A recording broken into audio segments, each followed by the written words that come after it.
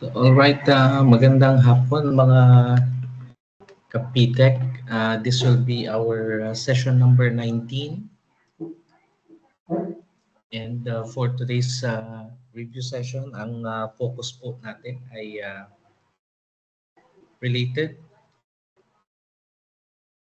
to the topic genes and heredity. So this is particularly good for those who are reviewing under the science majorship, no? And of course, baka kailangan din ito at makatulong din sa karamihan ng mga nasa general education since basic po yung pag-usapan natin ngayong araw.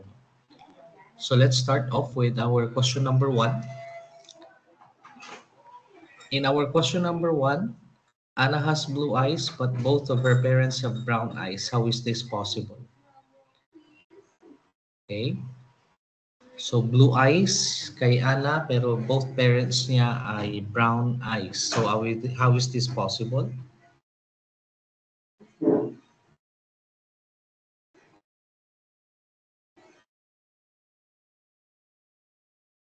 The question A or the option A, blue eyes are dominant over the brown eyes. B, Anna's parents must have had a recessive blue eye gene.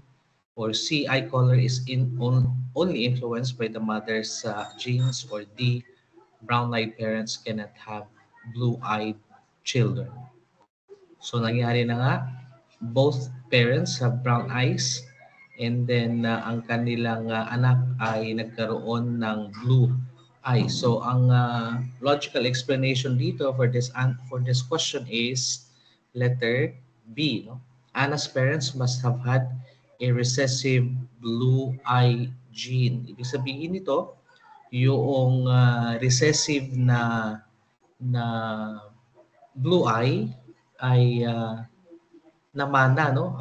Ilang percent ang tendency nito? Pag ipapanit square natin ito, so magkakaroon tayo ng 25% no, na probability dahil ang lalabas since dominant yung dominant yung dalawang parents ay magkakaroon po ng meron pong recessive allele doon sa kanilang gene at ang probability po nito ay 25%. And every time na ganun po yung case, hindi totally homozygous dominant yung parehong parent, but rather meron silang recessive allele. Kanya nung nagkaroon ng anak, ang lumabas ay yung 25% instead of the 75%. Okay? Pangalawa, a farmer crosses a tall pea plant with homozygous dominant, capital T pareho, with a short pea plant, no? Meron kang recessive allele na dalawa, na homozygous recessive. What is expected height of all the offspring? Again, ang gagamitin natin dito na pang sagot ay ang paggamit po ng Punnett square na tinatawag natin, wherein both of the alleles will have to be divided, no, coming from the parent 1 and that of the parent number 2, no? Kapag pinagsama natin ito at nagkaroon ka ng Punnett square, the capital letter T will have to be matched with the small letter t, no, doon sa short p plant. And if you're going to distribute all of that in the 4 boxes of the Punnett square, magkakaroon ka po ng letter. Ang sagot po natin dito is letter A, no? All will have a tall characteristic, but genetically meron silang heterozygous na trait. Okay? So yung expression ng kanilang trait ay tall, that's a physical characteristic, pero ang genetic expression niya ay heterozygous. Number 3, a mother has a blood type A and a father has a blood type B. Their child has a blood type O. What does this indicate? A, the child must have inherited a recessive O from both parents. Blood type O is a dominant over A and B. The child's blood type was influenced by the environment. Or D, the child's blood type must have mutated after birth. So definitely, hindi mo na po pipiliin yung letter C and D dyan because blood type has nothing to do with yung kanyang influence ng environment, but rather it is ito ay realistically determined by the gene, hindi po determined by the environment. Ganon din yung letter D dahil hindi naman nag-mutate, no? So ang sagot po natin dito ay letter A, no? The child must have inherited a recessive O allele from both parents. Kagaya ng nabanggit natin kanina, kahit na hindi po expressive, hindi na-express, no? Yung sa physical trait, yung kanyang character, pero ito ay recessive, nandun pa rin yung gene na yon. So pagka nagkaroon ng opportunity na ma-pair up siya with another recessive allele, then magkakaroon po ng expression noong phenotype na yon.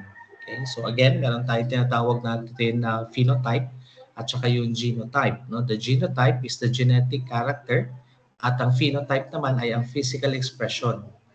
Okay? Phenotype or phenotypic expression. Number 4, a man with a widow's peak, which is a dominant trait, and a woman with a straight hairline, which is a recessive trait, have children. If the man is heterozygous for widow's peak, what percentage of their children are expected to have a widow's peak? Okay, so it's a kind of hereditary physical condition, no? So ilan nga ba? Kung dominant trait ang widow's peak at saka meron kang recessive trait coming from the woman, so anong magiging expression? 0%, 25%, 50%, or 100%. Again, ang gagamitin natin na formula dito yung ating Punnett square. And if we are going to cross, no, or we're going to mix yung dominant trait with that of the recessive trait, ibig sabihin, ang expectation natin ay magkakaroon siya ng 50%, no? 50%. Okay? Based on the Punnett square computation. So magkakaroon siya ng 50%. Because it's the Punnett square will tell you na meron pa rin siyang opportunity na makabuo, no? Noong combination ng dalawang recessive allele. Kapag nagkaroon ng expression ng dalawang recessive allele, ibig sabihin ang recessive trait ang phenotype na makikita po natin. Okay? So number 5, if an individual is heterozygous for a recessive genetic disorder, what will happen? Ibig sabihin po ng heterozygous for a recessive genetic disorder is that a combination of a dominant allele and that of a recessive allele. Isang capital letter, isang small letter. Yeah. So what will happen? What will happen? They will develop the disorder. They will not have the disorder but can pass it on to offspring. They will be completely unaffected, or they will always pass the disorder to their children. Again,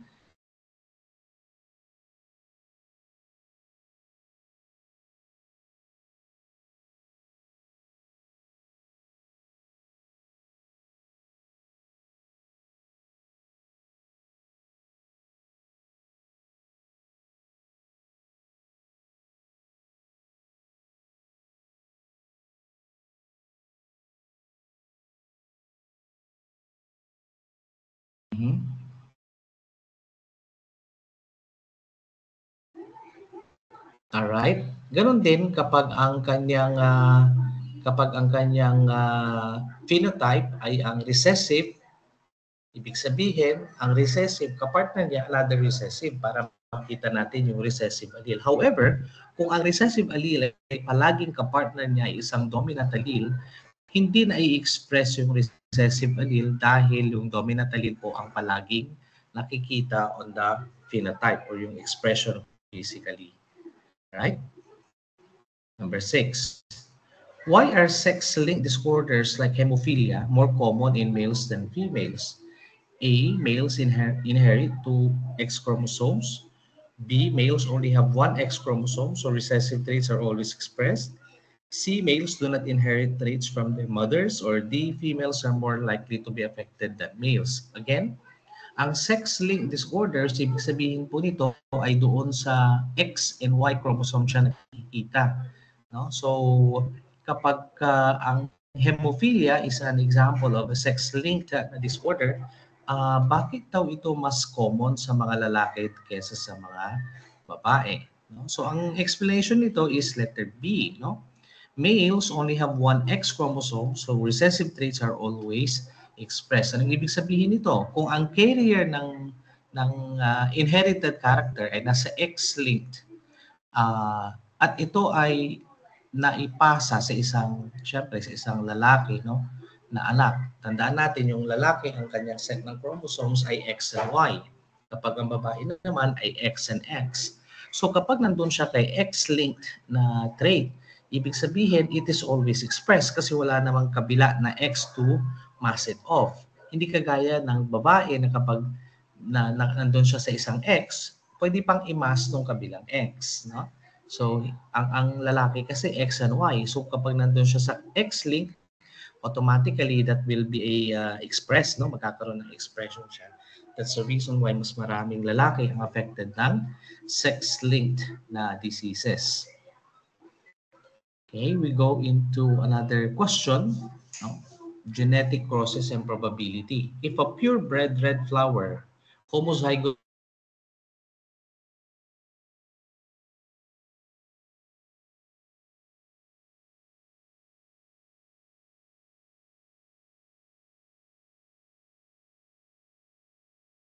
example na yan na meron kang dominant red, meron kang dominant white.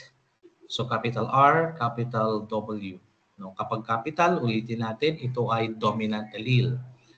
And the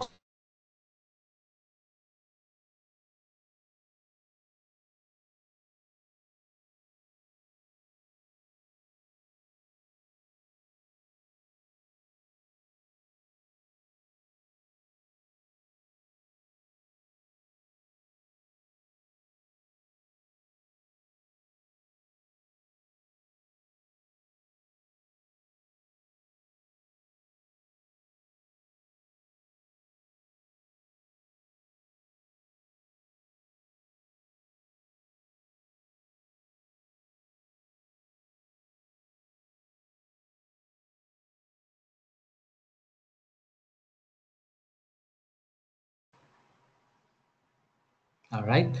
Medyo nag-lag ng konti doon. Ano? So, anong tawag natin dito sa klase ng trait na yan or what type of inheritance is shown? So, dalawang dominant allele and then nagkaroon ng middle ground. Kumbaga, di ba? Red and white, both dominant, pero pink ang lumabas. Ang tawag natin dito ay incomplete dominance. So, they meet at the middle, nagkaroon ng incomplete dominance. Instead of the red or the white ang na-express, they meet at the middle. So, combination of red and white ay naging pink. Alright? Ang tawag natin doon ay incomplete dominance. Two pink flowers, RW, from the previous question are crossed.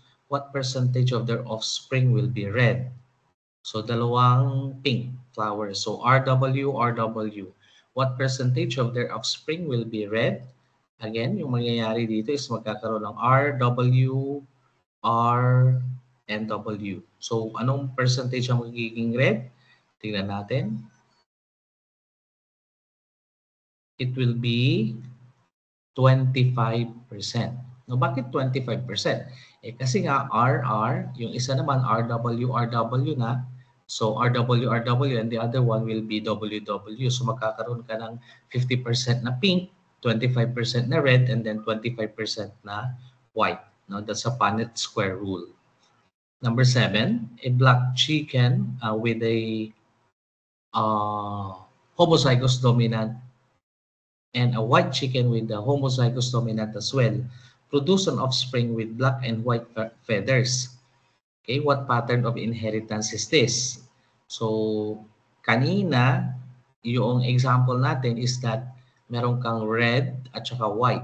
And then, ang lumabas ay pink. Incomplete dominance yun. Ito naman, meron kang black at saka meron kang white. Pero ang lumabas is a combination of a black and white na feathers ang lumabas doon sa kanyang offspring. A, incomplete dominance, codominance, sex-linked inheritance, or recessive inheritance. Ang tawag po natin dito ay codominance. No?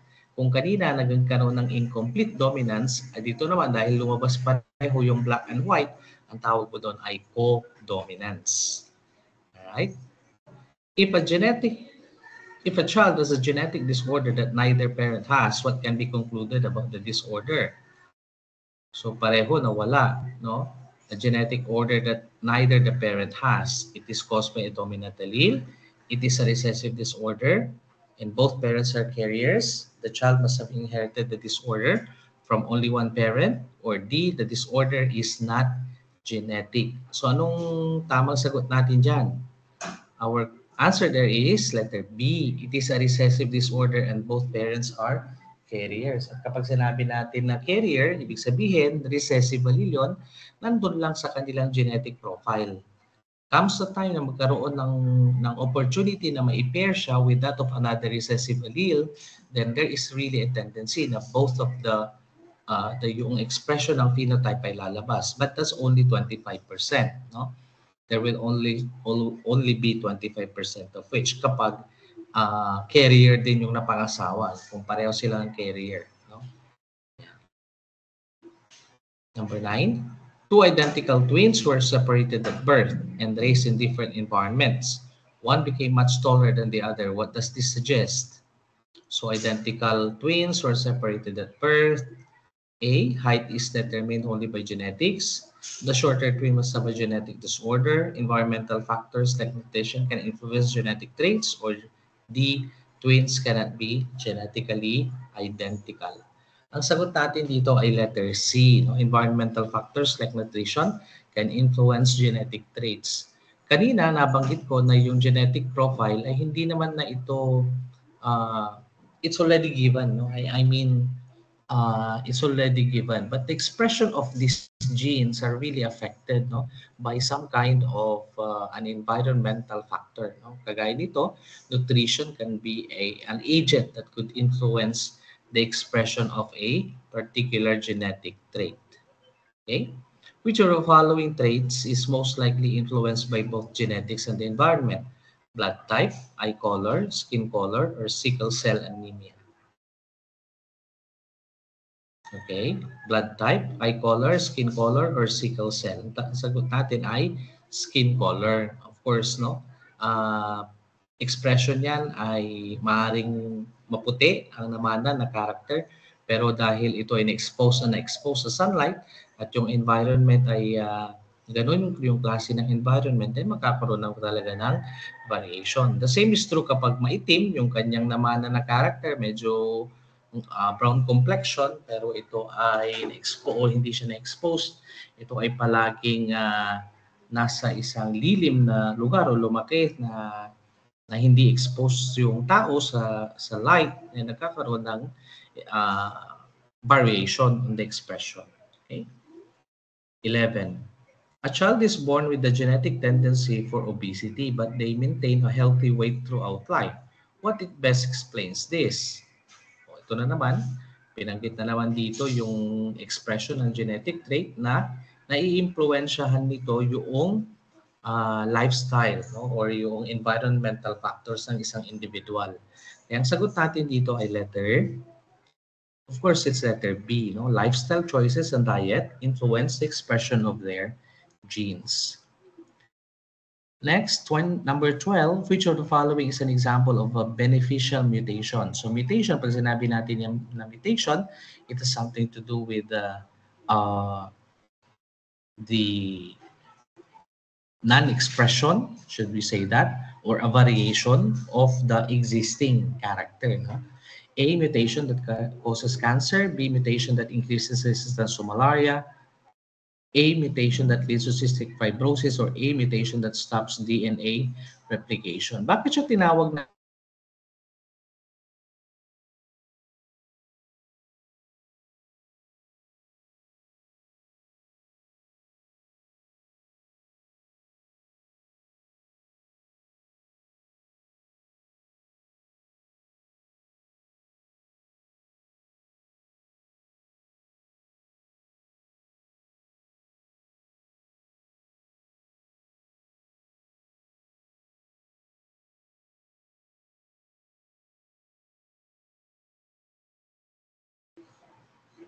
Okay, medyo naglalag, ano? Sorry po, ang naglalag yung ating net, no? Number 13, a woman is diagnosed with a genetic disorder that affects muscle function. She is worried about passing it on to her children. What should she consider before having children? Okay. genetic ano to no gene genetic counseling kung tawagin ano. The disorder is guaranteed to be passed down. If the disorder is recessive, children may not inherit it unless the father also carries the gene. Or D, the disorder cannot be inherited. Or D, your children will only be affected if they are male. Ano yung question natin dyan? A woman is diagnosed with a genetic disorder that affects muscle function. Worried siya no, na maipasa niya ito. So, ano yung best na i-consider niya before having children? Yeah. Letter B, no? If the disorder is recessive, her children may not inherit it unless the father also carries the gene. No? Kaya nga sinasabi natin dito na yung genetic counseling might be a very good way no, na makita. No? Kailangan ma-profile yung mag-asawa, for example, para mabigyan ng tamang advice as to what kind of possible disorders that might affect yung kanilang mga future children. No? 14, what is the primary goal of genetic engineering in agriculture? So as in the application of which, yung tinatawag natin na biotechnology, ano ba yung goal no, ng genetic engineering in agriculture? A, to eliminate all genetic mutations. B, to create crops that can resist pests and environmental stress. To change the color of fruits and vegetables, or to make plants grow slower. So very obvious no yung ating sagot dito, but just to give you the point that the purpose of the yung genetic application no, in terms of the agriculture side is to create crops no that can resist pests and environmental stress. Ibig sabihin, ito ay nagbibigay ng opportunity in order to produce more crops in one season. That might be the case. Okay, so ginagamitan siya ng ganitong klase ng mga technology. 15, why do scientists use gene therapy? To permanently remove, to treat genetic diseases, to change eye color, to make people taller. So bakit nga ba may gene therapy? So ang sagot natin dyan ay letter B. No? The very purpose of which is to treat genetic diseases by correcting faulty genes. So, nagiging advanced na yung ating technology at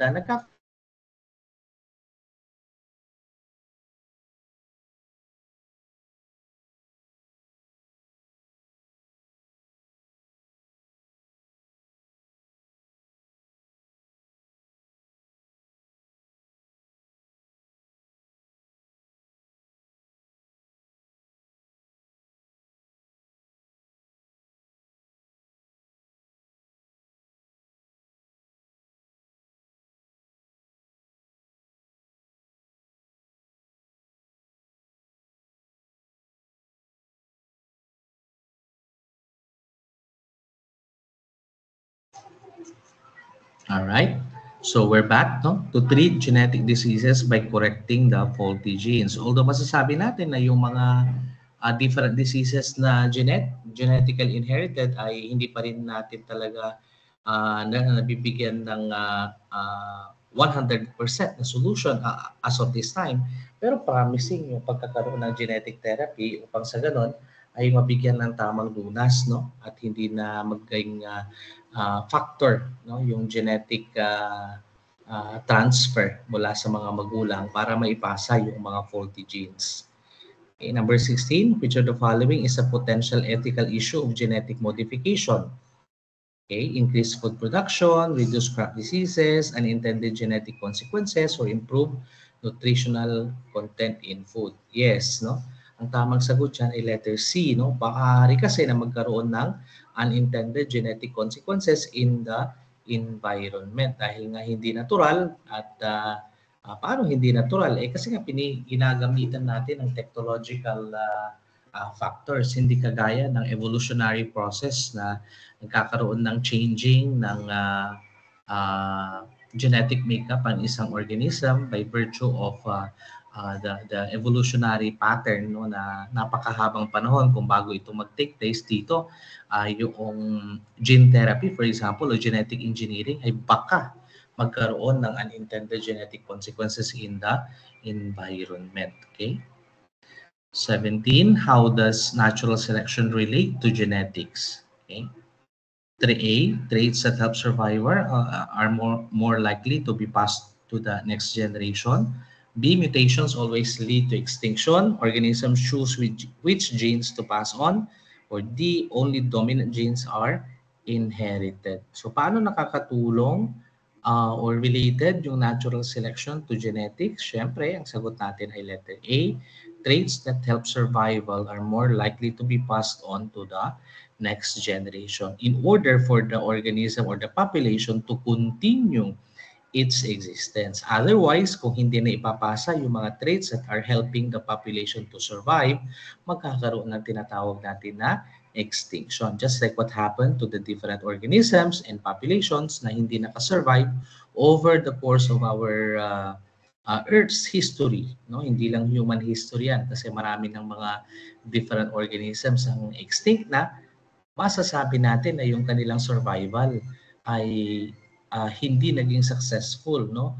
Hindi kagaya ng ibang mga organisms na from the very beginning or yung mga naunang mga uh, millions of years ago that they've already been existing up to now ay nandyan pa rin sila. Ibig sabihin yung kanilang survival traits at mga behaviors ay nakatulong para maipasa nila sa kanilang next generation at hindi sila magkaroon ng extinction.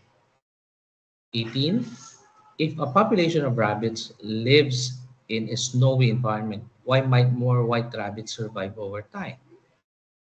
Okay, white fur is a dominant trait. White rabbits blend into the snow and avoid predators. White rabbits reproduce faster. Rabbits can change their fur color based on the environment. So, sagot natin dito ay letter B. White rabbits blend into the snow and avoid predators. So, ano ba yung context ng tanong natin dyan? If a population of rabbits now lives in a snowy environment, why might more white rabbits survive over time? Siyempre, they will be avoiding their predators, no? Kasi nga, hindi sila agad-agad mauubos. Ayan. Okay, nagbi-blend sila dun sa snow and thereby avoiding more predators. 19, why do offspring often look slightly different from their parents? Okay, siyempre, makikita natin dito that, anong sagot mo natin dyan? Letter B. No? They receive a mix of genes from both parents creating a certain level of variation. Siyempre, they're not exact copies kasi nga kalahati ay galing kay nanay, kalahati galing kay tatay. No? So, because of the nature of yung blending ng mga traits,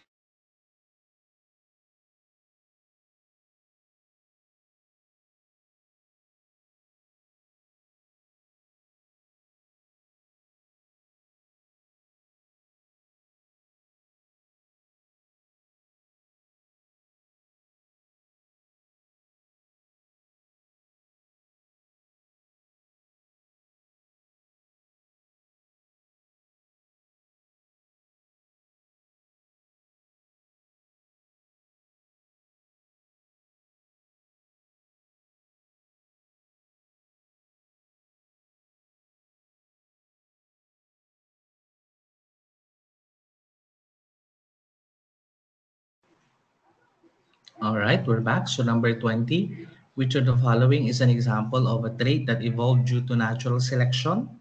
Ayan, yung humans ba developing preference for spicy food, long neck, invention of agriculture, or D, a pet dog learning to sit on command? So yung produkto ng natural selection ay letter B, no? So the long neck of a giraffe which helps it reach food. So yung pagkakaroon niya ng long neck according to evolutionary descriptions in the explanation, ito ay sa kadahilanan na yung kanilang kinakain ay nasa, kumbaga, mula sa bababa hanggang tumaas ang tumaas, and then yung preference ng food nila, inaabot nila yung food, no, na kanilang kinakain. So over time, ito daw yung naging dahilan, no? Kung bakit sila may mahabang leeg, no, yung mga giraffe ngayon. So because it helps them reach their own food. All right? So I hope na may natutunan ka ngayong araw dahil pinanood mo ang ating video, ang ating session number 19. We're hoping na patuloy na antabayanan yung ating mga susunod na mga videos na ipapakita po sa inyo dito sa ating PTEC. We are Polaris Training and Educational Consultancy, and we offer free LED review videos para sa ating mga aspiring na future licensed professional teachers. Good luck and magandang araw.